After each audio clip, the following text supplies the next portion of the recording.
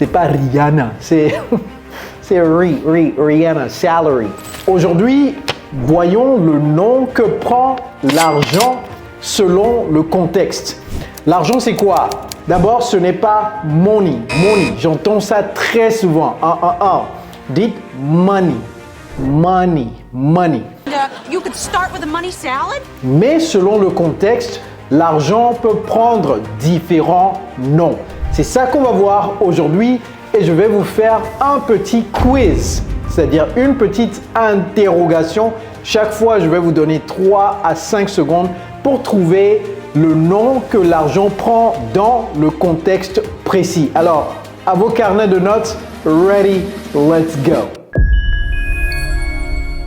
Hello everybody, it's Coach Joe, your English coach. So without further ado, let's get started with the first one. In school, the money that you pay, okay, the money that you pay in school is called what? Vous avez 3 secondes. Alright, donc chaque fois écrivez le numéro plus le nom. N'écrivez pas toute la phrase, mettez ça en commentaire, ok? In school, it's fee, ok? J'enlève les articles, je ne mets pas les articles et tout ça. Hein. Je ne dis pas it's a fee, etc. Je mets juste l'équivalent, ok? In school, it's fee. En français, c'est quoi? Frais. Par exemple, school fees, frais de scolarité. Next, in divorce, it's what? 3 seconds. Ça, c'est pas facile, n'est-ce pas? Comment dit-on pension alimentaire? Il y a aliment dedans. Alright, je ne vous souhaite pas de payer ça, ok? Je ne vous souhaite pas de payer ça parce que les divorces ne sont pas bons pour les enfants. Même s'il n'y a pas d'enfants dans la situation, le divorce n'est pas quelque chose que je vous souhaite. Alright? Ok. In divorce, it's alimony, pension alimentaire. In court, it's, vous avez 3 secondes, mettez 3 et le nom, l'équivalent. Alright, in court, it's fine. Fine, c'est quoi? Amende. Par exemple, si vous garez votre voiture quelque part et que le policier vient mettre quelque chose sur le pare-brise, c'est quoi? It's a fine. In marriage, it's, avant d'écrire cela, j'aimerais expliquer. Généralement, cette situation se passe en Afrique. Alright, lorsque vous demandez la main à la jeune fille, il faut apporter quelque chose, n'est-ce pas? Je ne sais pas si vous êtes OK avec ça ou pas. Oh, je ne vais pas vous donner le mot en français non plus parce qu'il y a certains qui vont aller voir très rapidement sur Google Traduction pour m'écrire la traduction ici. Alors, est-ce que vous êtes pour ou contre cette pratique? Mettez ça en commentaire si vous êtes pour ou contre cette pratique. 3 secondes, let's go. Alright, en français, c'est quoi la dot? En anglais, c'est dowry. Dowry. Dowry. Alright? When you owe someone, it's what? Lorsque vous devez à quelqu'un, it's... Encore une fois, je vous dis, je ne mets pas les articles. Hein. Par exemple, ici, je n'ai pas dit in a marriage, in the court. Ok? Moi, j'enlève les articles. Debt. Ah. Ne dites pas debt, debt. Tout comme ne dites pas money, money. La prononciation est très, très importante. C'est pourquoi nous avons un programme d'immersion anglaise sur mesure pour les francophones comme vous. Nous avons déjà aidé près de 10 000 francophones dans plus de 60 pays du monde. Dans notre programme, nous mettons non seulement l'accent sur la conversation tous les jours de la semaine, mais également la prononciation. Very, very important. Ok, ce n'est pas debt, c'est debt. Debt. All right, number 6. When you pay the government, it's... Ok, j'explique également. Le contexte, c'est quoi? Lorsque vous gagnez de l'argent, il faut payer quelque chose au gouvernement. Ce qu'on paie au gouvernement, c'est quoi? Ce n'est pas it's inputs. Inputs, ce n'est pas inputs. 3 secondes. All right, it's tax. L'impôt, c'est tax. All right, next, for retiree, it's what? Retiree, c'est quoi? C'est celui qui est à la retraite. Retirees, ceux qui sont retraités. All right, for retirees, it's Est-ce que je vous ai donné 3 secondes? Let's go. 3, 2, 1. Lorsque vous êtes à la retraite, vous percevez une pension, n'est-ce pas? En français, on dit pension, n'est-ce pas? S'il y a un autre mot pour ça, écrivez-moi ça en commentaire. Je pense qu'en français, on dit pension. En anglais, pension. Pension. Ce n'est pas pension. Pension. All right. From an employer, encore une fois, j'enlève les articles pour ne pas que ça soit trop long. From an employer to an employee, it's what? Okay? Donc, je vous donne un indice parce qu'autrement, ça et ça, c'est presque la même chose, mais il y a une nuance. L'indice, c'est quoi? Vous percevez ça chaque mois, c'est le même montant. Okay? 3 secondes. All right. Salary. Salary. Vous voyez comment je prononce le deuxième A? Comme salad. Salad, la salade. Ce n'est pas salade. Donc, ce n'est pas salary. OK? Surtout pas le riz.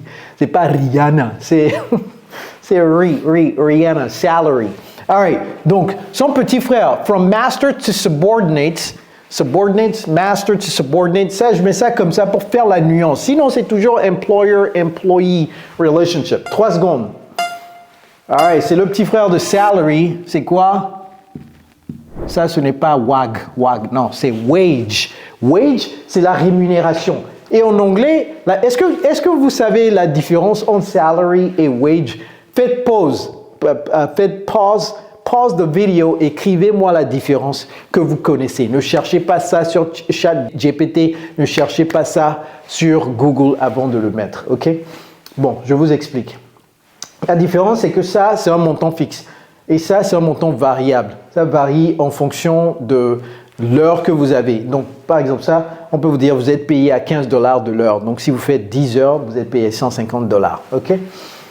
All right, in a church is what? 3 secondes. All right. La dîme, comment appelle-t-on la dîme? Bon, vous pouvez dire donation ou bien il y a un autre mot qui n'est pas du tout facile à prononcer. C'est tithe. Tithe. Tithe. OK? Tithe. Mais sinon, vous pouvez juste dire donation, ok? Est-ce que vous donnez la dîme à l'église?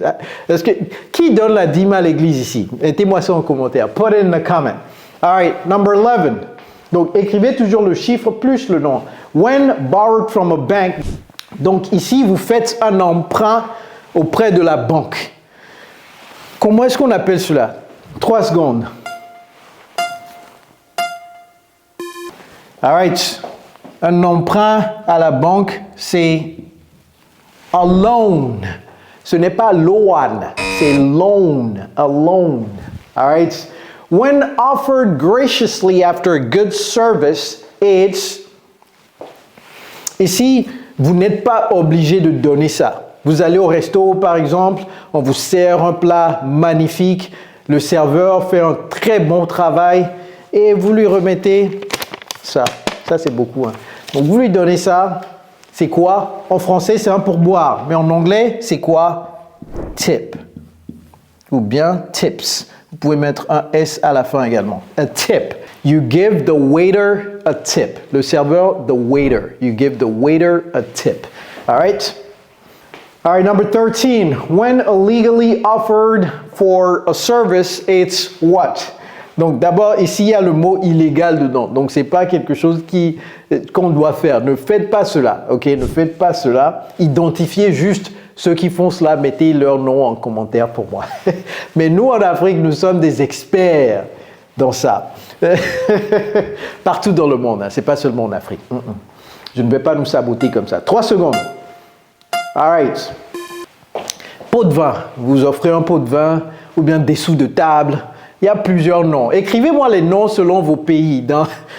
Quel nom? C'est quoi les pots de vin dans votre pays? Vous l'appelez comment? All right. Mais en anglais, c'est ça. Des sous de table, pot de vin, bribe. Bribe. OK. Donc, il y a un bonus ici. Number 14. C'est quoi?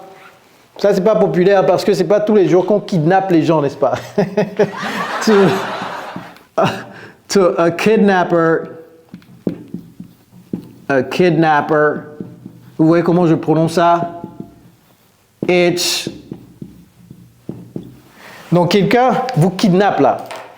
Il appelle votre mère ou votre père. Brrr, I want. Qu'est-ce qu'il va dire? I want what? Le kidnappeur, qu'est-ce qu'il veut? Une rançon, n'est-ce pas? En anglais, c'est quoi? 3 secondes. Alright. Presque la même chose que le français.